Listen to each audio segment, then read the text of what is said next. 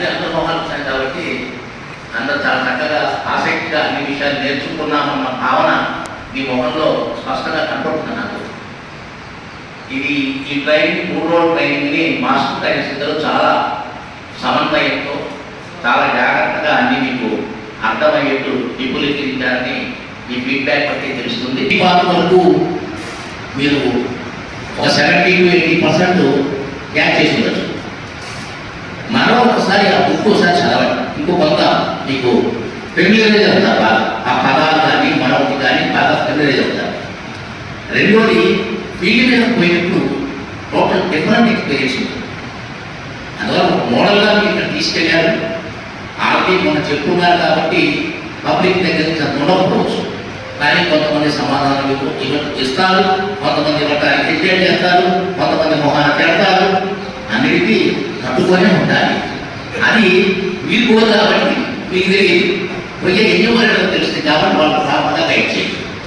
So వాళ్ళు కూడా ఇప్పుడు ఆల్రెడీ ఇన్స్ట్రక్షన్ నేను ఇచ్చారు, డైరెక్టర్ గారి దగ్గర నుంచి ఇన్స్ట్రక్షన్ వచ్చింది. టోటల్గా జిఎస్డబ్ల్యూఎస్ ఎంప్లాయీస్ని ఎన్నికలుగా తీసుకోవాలి. సో గ్రామ సచివాలయం, వార్డు సచివాలయ ఎంప్లాయీస్ని ఎన్నికలుగా వస్తారు. సో ఆల్మోస్ట్ వాళ్ళందరూ ఫీల్డ్లో ఎక్స్పీరియన్స్ ఉన్నవాళ్ళు, లోకల్గా ఫెమిలియర్ అందరూ. కాబట్టి వాళ్ళు ఎన్ని సమాధానం తీసుకురావడంలో పెద్ద ఇబ్బంది పడలేమో నేను అనుకుంటున్నాను. ఎందుకంటే వాళ్ళు ఆ ఏరియా పీపులే, అక్కడ పనిచేసే ఉద్యోగస్తులే, కాబట్టి వాళ్ళు కూడా పోగానే రికగ్నిషన్ ఉంటుంది, సమాచారం కూడా ఈజీగా తీసుకోవడానికి అవకాశం ఉంటుంది. కాబట్టి దానికోసమే బహుశా జిఎస్డబ్ల్యూఎస్ ఎంప్లాయీస్నే గవర్నమెంట్ నిర్ణయం చేయడం జరిగింది. కాబట్టి రేపు మీరు ఇచ్చే ట్రైనింగ్ కూడా వాళ్ళకి జిఎస్డబ్ల్యూఎస్ ఎంప్లాయీ అందరూ కూడా ఆల్మోస్ట్ పోస్ట్ గ్రాడ్యుయేట్స్ బాగా చదువుకున్న వాళ్ళు అందరికీ తెలుసు. 2019లో రిక్రూట్ అయిన బ్యాచ్ దాదాపు ఆల్మోస్ట్ గ్రామ సచివాలయం, వార్డు సచివాలయం ఎంప్లాయీస్లో ఒక 85-90% మొత్తం కూడా వాళ్ళే. మేము పాత పంచాయతీ సెక్రటరీ ఓల్డ్ పిఆర్లో కొంతమంది ఉంటే 10% ఉంటారు. రిమైనింగ్ అంతా కూడా ఫ్రెష్ యంగ్ బ్లడ్. వాళ్ళు కూడా ఇప్పుడు ఈ యాప్ల మీద అన్నిటి మీద సమగ్ర అవగాహన కూడా చూడగానే అనుకోగలరు. కొంచెం ప్రాపర్గా వాళ్ళు ట్రైన్ చేసి సమాచారాన్ని లీక్ చేయబోదయ్యా, ఎవరికి సమాచారాన్ని పక్కపోతే ఇట్లాంటి కొన్ని కారణాలు పడుతూ తప్పనిసరిగా వాళ్ళకి ఇండికేట్ చేయండి. సమాచారం మొత్తం తీసుకుంటుంది, మన దగ్గర పెట్టుకుంటాం, కానీ ఏ సమాచారాన్ని బహిర్గత పరచడానికి యాప్లో ఉందామని వెరీ క్లియర్గా ఉంది, చూశారు. కాబట్టి వాళ్ళకు కూడా ఆ పాయింట్ కూడా కొంచెం బలంగా స్ట్రెస్ చేసి చెప్పాలి. మీడియా మిత్రులు కూడా వాళ్ళకు కూడా ఏదైనా వచ్చి ఓవరాల్గా ఏదైనా సమాచారం ఉంటే కలెక్టర్ గారిని, జేసీ గారిని అడిగి తీసుకోవచ్చు, కానీ వాళ్ళ దగ్గర సమాచారం ఇవ్వడానికి పెరగడం దయచేసి చేయదని మేము వాళ్ళకి ఇచ్చడం కూడా ఎప్పుడు దొరుకుతుంది.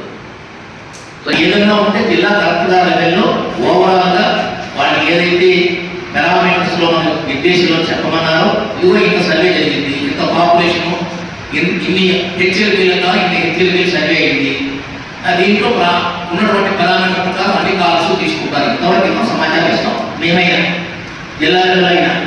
ఇంకా అంతకు మించి ఈ సమాచారాన్ని కూడా మనం రివీల్ చేయకూడదు. ఇది అందరూ కూడా ప్రాథమికంగా పెట్టుకోండి. రెండు, మీరు ఇక్కడ ఏదైతే ట్రైనింగ్ తీసుకున్నారో ఒక 6 రోజులు 10 రోజులు గ్యాప్ వచ్చింది అనుకోండి మన ట్రైనింగ్ క్లాస్కి, ఎవాపరేట్ అయిపోతుంది. కాబట్టి మళ్ళీ ఒకసారి 2 సార్లు పుస్తకం చదువుకోండి.